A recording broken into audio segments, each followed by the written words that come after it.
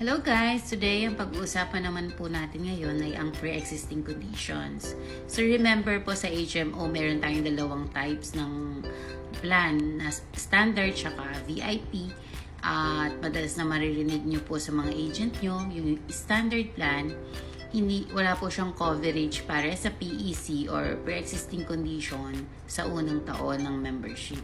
Pagka ikalawang taon, doon pa rin siya magkakaroon ng coverage which is 5K per PEC.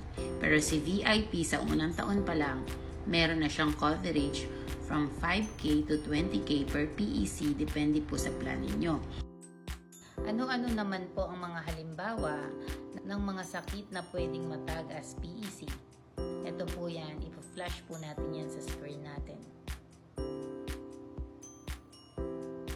Okay, bukod po sa mga yan, meron pa pong iba. Basta ang pre-existing conditions, yun po yung mga sakit na nag-accumulate over the years. Hindi po siya nakukuha sa overnight.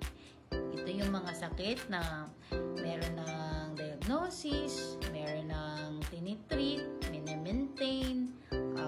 Ito yung mga naging sakit na gumaling lang, like for example, kung nagka-cancer na, tapos gumaling lang. Ngayon, ang tanong natin, kailan kaya magiging 100% yung coverage sa mga sakit na ito na sinasabing belong po sa PEC?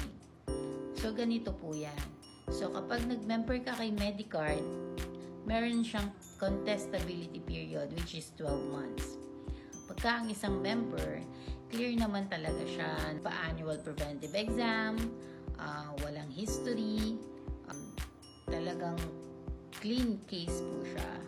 Ang mangyayari niyan kapag nag-renew po siya sa 2 taon, i-standard or VIP po ang kanyang plan, kapag doon sa 2 taon, doon siya nakitaan, halimbawa ng hypertension, makukover na po yan up to MBL.